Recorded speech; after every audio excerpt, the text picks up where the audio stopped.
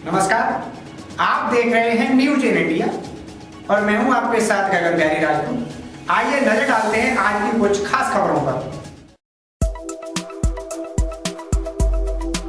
हरिद्वार उत्तराखंड की चारधाम यात्रा कोविड-19 की वजह से देश विदेश से आने वाले तीर्थयात्रियों के न आने से उत्तराखंड का मोटर व्यवसाय पहले से ही भूखमरी के कगार पर है।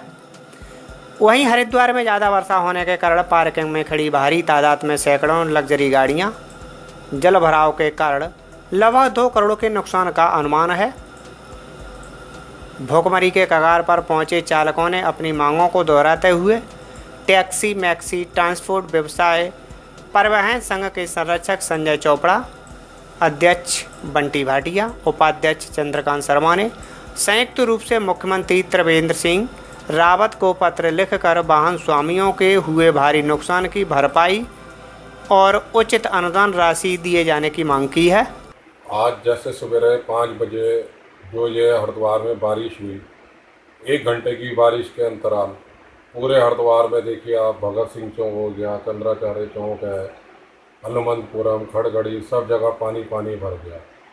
विद्युत लाइन और ये गैस पाइपलाइन अंदर भूमिगत करवाने के लिए जो भी टेंडर हुए, उन ठेकेदारों की कितनी लापरवाही है कि सबके घरों में, लोगों के घरों में पानी कितना भर गया, जिससे कि हम लोगों को भी आप देखें कि हनुमंतपुरम में हमारे जो प्लाट में खड़ी गाड़ियाँ थी, गाड़ियों के अंदर पानी जाने से कम हम लोगों का 1 करोड़ रुपये का नुकसान हो गया, जो कि सब ये सेंसर वाली गाड़ियाँ। इस लापरवाही के लिए कौन जिम्मेदार होगा? जिला प्रशासन या नगर निगम या उत्तराखंड सरकार कौन जिम्मेदारी लेगा? हमने फ़ोन करा तो जिला प्रशासन कहता है कि नगर निगम को फ़ोन करो। नगर निगम वालों ने फ़ोन करा तो जल संस्थान वालों को कहते हैं, जल संस्थान वाले कहते हैं नगर निगम वालों को कॉल करो। किसकी जिम्मेदारी है? कौन किसका ये जिम्मेदारी उठाना चाहता है? कोई तो हमें पता लगे कि हमारा जनप्रतिनिधि है कौन। हमारे शहरी विकास मंत्री मदन कौशिक जी शहरी विकास मंत्री होते हुए भी अपने शहर की दशा से जो है अच्छी तरह अवगत है, फिर भी वो कुछ भी बोलने को राजी नहीं है, जबकि वो पूरी उत्तराखंड कैबिनेट में सबसे जिम्मेदार एक मंत्री है। उत्तराखंड के अंदर मोटर उद्योग, परिवहन उद्योग एक लाइफ के समान है। हमने जब कोविड-19 के दौरान जब लॉकडाउन लगा, उसी दौरान हमने मार्च से राज्य सरकार से अनुरोध किया था कि देखिए, इस लॉकडाउन अवधि के दौरान चारधाम यात्रा विधिवत रूप से संचालित नहीं हो पा रही है।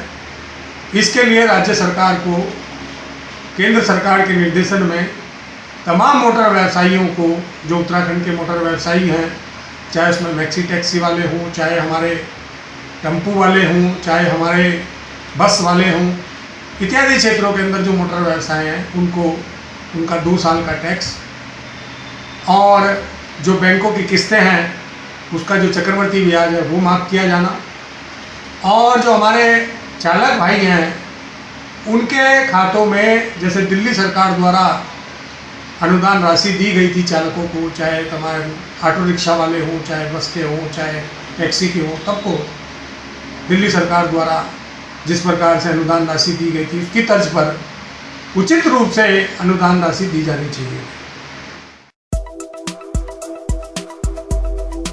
भाजपा विधायक कृष्णानंद राय हत्याकांड में आरोपी इनामी बदमाश राकेश पांडे को रविवार सुबह लखनऊ में यूपी पुलिस ने एक एनकाउंटर में मार गिराया।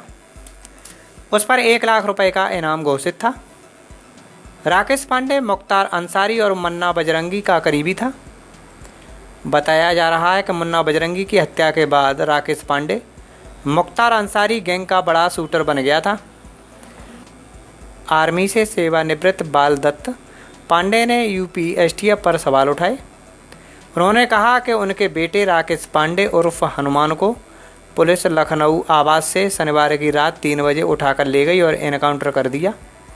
उनका बेटा अपनी मां का लखनऊ में इलाज करा रहा था, इसी को लेकर आता जाता रहा। 1 लाख रुपए का इनाम कब घोषित हुआ, कभी मामला सामने नहीं आया। ज़्यादातर केस से वह बरी हो गया था और बाहर था। गाजीपुर में भाजपा विधायक कृष्णानंद राय और मऊ में ठेकेदार मन्ना की हत्या में हनुमान पांडे सुर्खियों में आया। इसके ऊपर 1 दर्जन आपराधिक मुकदमे दर्ज थे। हाल में ही कृष्णानंद राय हत्याकांड में मुख्तार समेत हनुमान अन्य कई लोग बरी हो गए थे। मन्ना हत्याकांड में भी बरी हो गया था, लेकिन मन्ना हत्याकांड के मामले में गैंगस्टर के तहत केस चल रहा था। ठेकेदार का मुनीम राम सिंह मौर्य, सिपाही सतीश की हत्या का मामला मुख्तार और हनुमान के ऊपर MP MLA कोर्ट में चल रहा है। फिरोजाबाद जनपद के शिकोहाबाद में एक बार फिर रोटी बैंक अपनी सेवाएं देने जा रही है। रोटी बैंक की शुरुआत 12 मार्च 2018 को हुई थी, जिसका उद्घाटन तत्कालीन जिलाधिकारी नेहा शर्मा द्वारा किया गया था।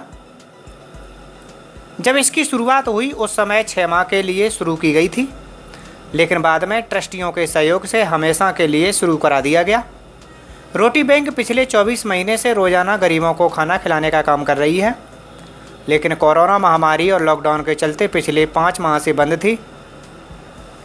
अब ये 10 अगस्त से फिर से शुरू होने जा रही है, जिसका उद्घाटन उपजिलाधिकारी देवेंद्र पाल सिंह द्वारा किया जाएगा। पहले एक बार में 22 लोग एक साथ बैठकर खाना खाते थे, लेकिन अब कोरोना के चलते एक बार में 6 लोगों के बैठने की अनुमति मिली है। इसमें रोज़ाना सुबह से शाम 4 बजे तक 300 के करीब लोग खाना खाने आते थे। इसमें वो लोग आते थे जो गली मोहल्लों में कूड़ा उठाने वाले, रिक्शा चलाने वाले और गरीबी रेखा से नीचे जीवन यापन करने वाले थे। अब 10 अगस्त से शुरू हो रही रोटी बैंक में जो लोग खाना खाने आते थे, उनके लिए ये मौका किसी त्यौहार से कम नहीं है। जानकारी देते हुए रोटी बैंक के ट्रस्टी राजीव गुप्ता ने कहा, बैंक कब से स्टार्ट हो रही है? रोटी बैंक कल यानी 10/8/2020 से स्टार्ट होगी। रोटी बैंक के अध्यक्ष डॉक्टर आहूजा जी, ट्रस्टी राजीव अग्रवाल जी, अश्विनी जी और अप्पू जी, सारे जितने भी ट्रस्टी हैं, मीडिया प्रभारी हरचंदन चंदी जी, सब लोगों की एक मीटिंग हुई है। उसमें डिसाइड किया गया है कल SDM साहब, उप जिलाधिकारी महोदय, जिनकी हमारे मीडिया प्रभारी हरचंदन चंदी जी से बात हुई है, कल आकर शुरुआत कराएंगे। सोशल डिस्टेंसिंग का कैसे क्या रखा जाए? पहले 22 आदमियों की सीटिंग थी, अब केवल एक बार में 6 लोग बैठ के खाना खाएंगे। उपराष्ट्रपति एम वेंकैया नायडू ने कहा है कि नई शिक्षा नीति कई मायनों में छात्रों को आज़ादी देती है। उन्होंने कहा कि नई नीति के जरिए छात्र अधिक सशक्त होंगे, उनके पास विषयों को चुनने का अवसर होगा जो वो सीखना चाहते हैं। उपराष्ट्रपति ने एक लेख में कहा कि मातृभाषा आधारित शिक्षा छात्रों को एक मजबूत आधार प्रदान करती है और इसे सीखने से बच्चों की रचनात्मकता और कल्पनाशील सोच में वृद्धि होती है। उपराष्ट्रपति एम वेंकैया नायडू ने कहा है कि राष्ट्रीय शिक्षा नीति 2020 भारत के शिक्षा जगत में मील का पत्थर साबित होगी। एक अंग्रेजी दैनिक के लिए लिखे लेख में उपराष्ट्रपति ने कहा कि नई शिक्षा नीति को व्यापक विचार विमर्श के बाद अनुमोदित किया गया है। उन्होंने कहा कि ये नीति व्यापक, समग्र, दूरदर्शितापूर्ण है और निश्चित रूप से भविष्य में राष्ट्र विकास को सुगम बनाने में बहुत महत्वपूर्ण साबित होगी। 2016 में TSR सुब्रमण्यम समिति और के कस्तूरी रंगन समिति द्वारा इस कार्य को अंजाम देने के लिए उपराष्ट्रपति ने सराहना भी की। उपराष्ट्रपति ने कहा कि नई शिक्षा नीति में समग्र, शिक्षार्थी केंद्रित, लचीली प्रणाली पर जोर दिया गया है, जिसका उद्देश्य भारत को एक जीवंत ज्ञान समाज में बदलना है। इसमें न्याय संगत ढंग से भारत की जड़ों और गौरव के बीच संतुलन साधा गया है। उपराष्ट्रपति ने लिखा कि नई नीति में दुनिया भर के सबसे अच्छे विचारों और प्रथाओं को स्वीकार करते हुए संतुलन स्थापित किया गया है। उन्होंने कहा कि इसकी दृष्टि वास्तव में वैश्विक भी है और भारतीय भी। उपराष्ट्रपति ने कहा कि नीति का एक लक्ष्य स्कूली शिक्षा से बाहर 2 करोड़ बच्चों को स्कूल प्रणाली में शामिल करना और ड्रॉप आउट संख्या को कम करना है, जो काफी संतोषजनक है। उन्होंने कहा कि बोझिल पाठ्यक्रम में कमी के साथ व्यावसायिक शिक्षा और पर्यावरण शिक्षा ऐसे महत्वपूर्ण पहलू हैं जिन पर नई शिक्षा नीति में बहुत अच्छी तरह से ध्यान केंद्रित किया गया है। उपराष्ट्रपति ने कहा कि बच्चों के सर्वांगीण विकास के लिए नई शिक्षा नीति में पोषण के महत्व पर जोर दिया गया है। कम से कम 5वीं कक्षा तक क्षेत्रीय भाषा में शिक्षा देने का प्रावधान भी महत्वपूर्ण है। उपराष्ट्रपति ने कहा कि साक्षरता के साथ ही अन्य कौशल हासिल करने के लिए भी मातृभाषा बच्चे के समग्र विकास में अत्यधिक महत्वपूर्ण भूमिका निभाती है। उपराष्ट्रपति ने कहा कि शिक्षा नीति की लंबे समय से आवश्यकता थी और अब इसकी भावना के साथ न्याय करते हुए इसके कुशल और प्रभावी कार्यान्वयन पर ध्यान केंद्रित करने की आवश्यकता है। उन्होंने कहा कि कक्षाओं में बदलाव लाने के लिए राज्यों और केंद्र सरकार को मिलकर काम करना होगा। बदायूं के दातागंज इलाके में शनिवार शाम एक नशेड़ी व्यक्ति ने नाजायज राइफल से अपनी पत्नी की गोली मारकर हत्या कर दी। ये पूरा मामला कोतवाली क्षेत्र के ग्राम खानपुर दया का है। गांव का रामभजन उर्फ तौले शराब पीने का आदी है। परिवार वालों के मुताबिक जब वह शराब पीता है तो कुछ भी नहीं देखता, लगातार शराब पीता रहता है। पिछले 3 दिन से वह लगातार शराब पी रहा था। उसकी पत्नी संतोषा देवी शराब पीने का विरोध कर रही थी। शनिवार शाम करीब 5 बजे संतोषा देवी अपने घर का आंगन साफ कर रही थी। उसी समय रामभजन कहीं से घूमकर आया और पत्नी के साथ गाली गलौज करने लगा। पत्नी ने फिर विरोध जताया तो रामभजन गाली गलौज करता हुआ गया और घर में रखी नाजायज राइफल निकाल लाया। परिवार वालों ने राइफल छीनने का प्रयास भी किया। इसी दौरान उसने संतोषा देवी को सिर में गोली मार दी, जिससे उसकी मौके पर ही मौत हो गई। चीख पुकार सुनकर मोहल्ले के लोग भी आ गए। वहीं आरोपी घर के बरामदे में बैठ गया। परिवार वालों ने तुरंत पुलिस को सूचना दी। पुलिस ने आरोपी को तुरंत हिरासत में ले लिया। उन्होंने गोली मार दी थी। किस बात को लेकर? कोई बात ही भी नहीं थी। किसने गोली मारी है? पापा ने मारी थी, मोम की। तो मतलब आज से पहले कोई लड़ाई झगड़ा कुछ भी नहीं। गांव में शराब बिकती है और शराब दारू पीते हैं। दारू भी मना किया था तो 2 दिन नहीं पीती। उसके बाद आज पता नहीं क्या हो गया, मैंने खाना खा के हटा था तभी उसने गोली मार दी पीछे से। कितने भाई बहन हैं? 6 भाई बहन हैं। कि पत्नी का विवाद था। पति अत्यधिक मात्रा में शराब पीता था। आज शराब पीने को लेके पत्नी ने मना किया, उसने तहस में आकर गोली चला दी, जिसकी मृत्यु पोस्टमार्टम कराकर मुकदमा पंजीकृत किया जा रहा, गिरफ्तारी भी हो चुकी है। प्रधानमंत्री नरेंद्र मोदी ने आज राजघाट पहुंचकर राष्ट्रीय स्वच्छता केंद्र का उद्घाटन किया। प्रधानमंत्री ने इस दिन को देश के इतिहास में बहुत महत्वपूर्ण बताया।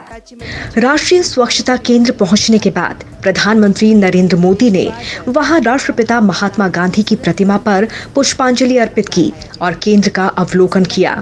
राष्ट्रीय स्वच्छता केंद्र यानी कि आरएसके में स्थित सभागार में प्रधानमंत्री ने दर्शक 360 डिग्री का अनूठा ऑडियो विजुअल कार्यक्रम देखा, जिसमें भारत की स्वच्छता की कहानी यानी दुनिया के इतिहास में लोगों की आदतों में बदलाव लाने वाले सबसे बड़े अभियान की यात्रा दिखाई गई। प्रधानमंत्री ने इसके बाद दिल्ली के 36 स्कूली छात्रों से सीधा संवाद भी किया। ये छात्र 36 राज्यों और केंद्र शासित प्रदेशों का प्रतिनिधित्व कर रहे थे। कोई भी यहाँ आएगा तो उसको जरूर एक नया अनुभव होगा, आपको भी अच्छा लगा। लेकिन मुझे खुशी हुई कि आपने टेक्नोलॉजी का कमाल भी देख लिया। अब आप बताइए,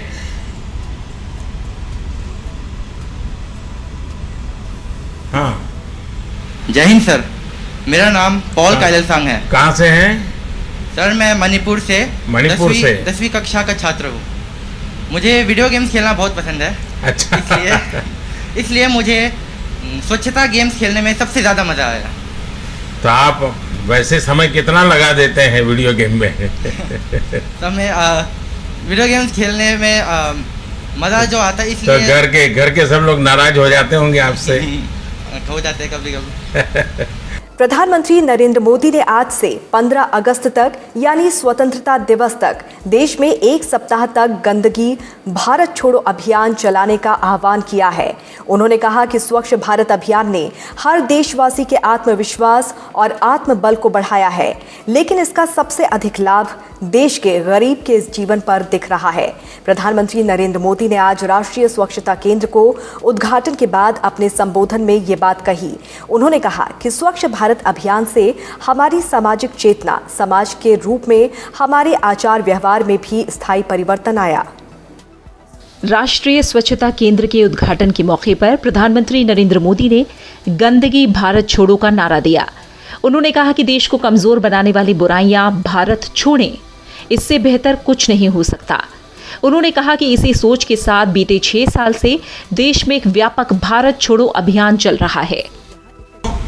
जैसे गंगा जी की निर्मलता को लेकर हमें उत्साहजनक परिणाम मिल रहे हैं, वैसे ही देश की दूसरी नदियों को भी हमें गंदगी से मुक्त करना है। यहाँ पास में ही यमुना जी है, यमुना जी को भी गंदे नालों से मुक्त करने का अभियान उसको हमें तेज करना होगा। ये करते समय 2 गज की दूरी, मास्क है जरूरी, इस नियम को हमने भूलना नहीं है।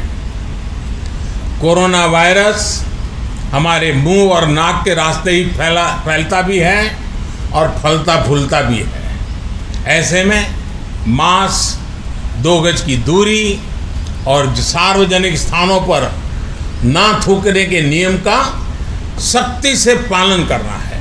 प्रधानमंत्री ने कहा कि स्वच्छ भारत अभियान से देश की लाखों बेटियों को बिना रुके पढ़ाई का भरोसा मिला। इसकी वजह से लाखों गरीब बच्चों को बीमारियों से बचने का उपाय मिला है। देश के करोड़ों दलितों, वंचितों, पीड़ितों, शोषितों, आदिवासियों को समानता का विश्वास मिला है। प्रधानमंत्री नरेंद्र मोदी ने कहा कि स्वच्छ भारत अभियान से बनी आदतों की वजह से देश को कोरोना के खिलाफ लड़ाई में भी मदद मिल रही है। देश के बच्चे बच्चे में पर्सनल और सोशल हाइजीन को लेकर जो चेतना पैदा हुई है, उसका बहुत बड़ा लाभ कोरोना के विरुद्ध लड़ाई में भी मिल रहा है। आप जरा कल्पना कीजिए, अगर कोरोना जैसी महामारी 2014 से पहले आती तो क्या स्थिति होती? शौचालय के अभाव में क्या हम संक्रमण की गति को कम करने से रोक पाते? क्या तब लॉकडाउन जैसी व्यवस्थाएं संभव हो पाती? जब भारत की 60% आबादी खुले में शौच के लिए मजबूर थी, स्वच्छाग्रह ने कोरोना के खिलाफ लड़ाई में हमें बहुत बड़ा सहारा दिया है, माध्यम दिया है। साथियों, स्वच्छता का अभियान एक सफर है जो निरंतर चलता रहेगा। प्रधानमंत्री ने कहा कि खुले में शौच से मुक्ति के बाद अब दायित्व और बढ़ गया है और कचरे से कंचन बनाने के काम को तेज किया जाना है। प्रधानमंत्री ने संतोष जताया कि गांधी जी की प्रेरणा से बीते वर्षों में देश के कोने कोने में लाखों लाख स्वच्छाग्रहियों ने स्वच्छ भारत अभियान को अपने जीवन का लक्ष्य बना दिया है और यही कारण है कि 60 महीने में करीब 60 करोड़ भारतीय शौचालय की सुविधा से जुड़ गए हैं। महात्मा गांधी को समर्पित राष्ट्रीय स्वच्छता केंद्र की 10 अप्रैल 2017 को सबसे पहले घोषणा की गई थी। प्रधानमंत्री ने गांधी जी के सत्याग्रह के 100 वर्ष पूरे होने के मौके पर इस केंद्र का ऐलान किया था। मेरठ के शास्त्री नगर में हुक्का बार चलाकर नाबालिग लड़कों और लड़कियों को नशा कराने वाले डगआउट के मालिक और मैनेजर को पुलिस ने गिरफ्तार कर लिया। दोनों आरोपियों से पुलिस अभी पूछताछ करके पता लगा रही है कि वह नशे का सामान कहां से लाते थे। इस मामले में नौचंदी पुलिस की कार्यशैली पर भी प्रश्न चिन्ह लगा है। आपको बता दें कि गढ़ रोड स्थित शास्त्री नगर में डगआउट रेस्टोरेंट में हुक्का बार में 2 नाबालिग लड़कियों के साथ एक युवक को हुक्का पीते हुए का शुक्रवार को वीडियो वायरल हुआ था। इस मामले में पुलिस की किरकिरी हुई तो पुलिस डगआउट में ताला लगाकर आ गई। बताया जा रहा है कि डगआउट रेस्टोरेंट में अनलॉक होने के बावजूद भी हुक्का बार चल रहा था, जहां पर अक्सर लड़के लड़कियां आते हैं और वहां नशा करते हैं। अधिकांश लड़के और लड़कियां नाबालिग बताए गए हैं। यह हुक्का बार पुलिस की 60 गांठ से चल रहा था। बुधवार को भी डगआउट की शिकायत पुलिस के 5 पहुंची थी, जिस पर पुलिस ने महज खानापूर्ति की सोशल डिस्टेंस में चालान करके डगआउट को फिर हुक्का बार चलाने की अनुमति दे दी थी। इस मामले में शनिवार को एडीजी और आईजी ने संज्ञान लेते हुए तुरंत बड़ी कार्रवाई करने के निर्देश दिए। नौचंदी थाने की पुलिस ने डगआउट के मालिक सुमित चौधरी और मैनेजर अविनाश को गिरफ्तार कर लिया। CO civil line Sanjeev Deswal का कहना है कि डगआउट के मालिक और मैनेजर के खिलाफ नौचंदी थाने में एक और मुकदमा दर्ज हुआ है, जिसके बाद उनको गिरफ्तार किया गया। जालौन में पुलिस की पिटाई से क्षुब्ध होकर एक युवती ने घर में फांसी लगाकर आत्महत्या कर ली। आत्महत्या करने की जानकारी जब परिजनों को हुई तो उन्होंने कोतवाली में जाकर हंगामा किया, साथ ही पिटाई करने वाले दोषी दरोगा के खिलाफ कार्रवाई की मांग की। मामला जालौन के उरई कोतवाली क्षेत्र के नया रामनगर का है, जहां शुक्रवार की रात कल्लू चौधरी की 22 साल की पुत्री नीशू ने फांसी लगाकर आत्महत्या कर ली। शनिवार सुबह जब परिजनों ने फंदे पर झूलता देखा तो नीचे उतारकर अस्पताल ले गए, जहां चिकित्सकों ने उसे मृत घोषित कर दिया। मौत के बाद परिजन आक्रोशित हो गए और उन्होंने कोतवाली का घेराव करते हुए पुलिस के खिलाफ प्रदर्शन किया। पुलिस के खिलाफ प्रदर्शन कर रहे परिजनों ने बताया कि शुक्रवार की दोपहर को मृतक नीशू बाजार गई थी, जहां बलदाऊ चौक के कुछ दुकानदारों ने उस पर पासपोर्ट चोरी का आरोप लगाते हुए 2 सहेलियों के साथ पकड़ लिया था और दरोगा योगेश पाठक को बुलाकर सौंप दिया। पुलिस नीशू और उसकी 2 सहेलियों को कोतवाली ले गई, जहां देर शाम को पूछताछ की। इसके बाद परिजनों के हवाले कर दिया। परिजनों ने खुदकुशी की बजाय चोरी का आरोप लगाना बताया है। परिजनों ने बताया कि कोतवाली में तैनात दरोगा योगेश ने नीशू की जमकर पिटाई की थी, जबकि महिला को सिर्फ महिला पुलिस को ले जाने का अधिकार है, लेकिन दरोगा योगेश पाठक ने नीशू के पट्टे से पिटाई की, जिससे आहत होकर कोतवाली से वापस आने के बाद उसने फांसी लगा ली, क्योंकि शनिवार को फिर उसे कोतवाली बुलाया गया था। इसी बात को लेकर नीशू तनाव में थी। वहीं इस मामले में पुलिस पूरी तरह बैक फुट पर है और अपर पुलिस अधीक्षक डॉक्टर अवधेश सिंह ने अपनी किरकिरी बचाते हुए कई बहानेबाजी की। उरई थाना क्षेत्र के कस्बा रामनगर की एक लड़की द्वारा आत्महत्या किए जाने की सूचना प्राप्त हुई है और उसके पंचायतनामा भर के पोस्टमार्टम की कार्रवाई की जा रही है। सभी पहलुओं और सभी तथ्यों की जांच करने के बाद पोस्टमार्टम की रिपोर्ट आने पर आवश्यक विधिक कार्रवाई की जाएगी। यूपी के जालौन में कोंच कोतवाली पुलिस ने 2 चोरों को एक तमंचा और 3 जिंदा कारतूस के साथ गिरफ्तार किया है। पूरे मामले का सीओ राहुल पांडे ने खुलासा करते हुए बताया कि कुछ दिन पूर्व मोटरसाइकिल सवार मायके जा रही महिला का पर्स चोरी करके फरार हो गए थे। उस समय पुलिस ने अज्ञात के खिलाफ मुकदमा पंजीकृत किया था। पुलिस जांच पड़ताल कर ही रही थी कि कोतवाली पुलिस ने 2 युवकों को गिरफ्तार कर लिया। युवकों के पास से एक बाइक, एक मोबाइल, एक तमंचा और 3 जिंदा कारतूस मिले हैं। इसके साथ 1300 रुपये भी बरामद किए गए हैं। पिछले दिनों कोंच थाना क्षेत्र में एक मोटरसाइकिल सवार महिला के साथ एक छिनैती की घटना हुई थी। उसी क्रम में आज कोंच थाना क्षेत्र की कोंच थाने की पुलिस ने 2 चोरों को पकड़ा गया है। ये HF डीलक्स मोटरसाइकिल सवार के 3 लोग थे, जिसमें एक जो राहुल यादव और बंटा नाम का जो लड़का है वो भाग गया है और 2 चोर राजकुमार और राहुल और लवरेज, इन 2 लोगों को पकड़ा गया है। इनके पास से 1300 रुपये और एक तमंचा, 3 कारतूस और एक जियो का मोबाइल जो महिला का छीना गया था वो बरामद हुआ है। तो सर क्या कोई इनके ऊपर पहले से भी चोरी और लूट के मुकदमे दर्ज हैं।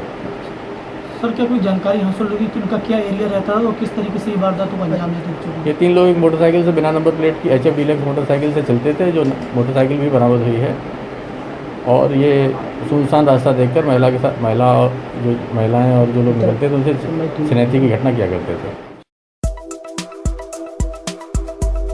आंध्र प्रदेश के विजयवाड़ा में एक होटल में अचानक आग लगने की खबर है। ये होटल एक अस्पताल द्वारा कोविड-19 सुविधाओं के रूप में प्रयोग किया जा रहा था। घटना में 10 लोगों की मौत हुई है, जबकि 30 लोगों को बचा लिया गया।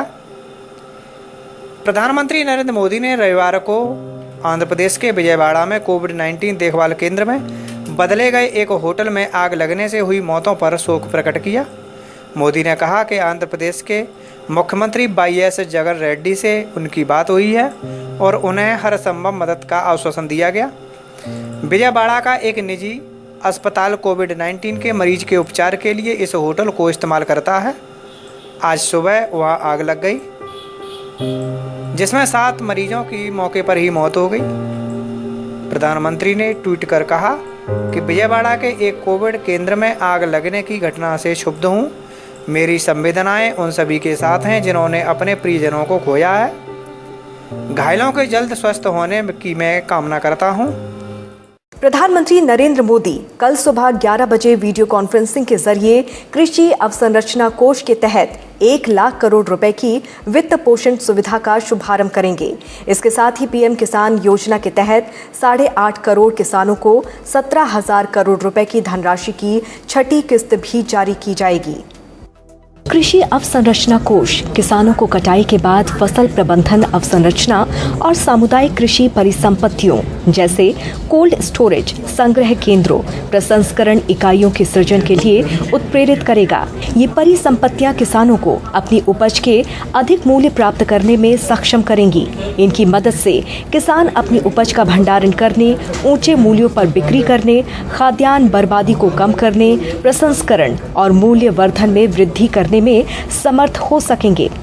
1 दिसंबर 2018 को शुरू की गई प्रधानमंत्री किसान सम्मान निधि योजना के तहत करीब 9 करोड़ 90 लाख किसानों को 75,000 करोड़ रुपए से ज्यादा का प्रत्यक्ष नकद लाभ प्रदान किया गया है।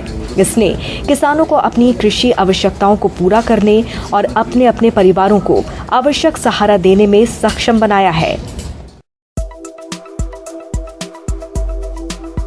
कानपुर के करनालगंज में 5 अगस्त को मिले शव की शिनाख्त में पुलिस और परिजन दोनों धोखा खा गए।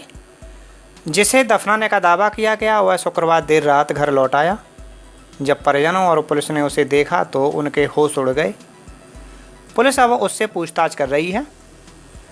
मूल रूप से चमनगंज निवासी 40 वर्षीय अहमद हसन चकेरी के ओमपुरवा में पत्नी नगमा और 2 बच्चों के साथ रहता है।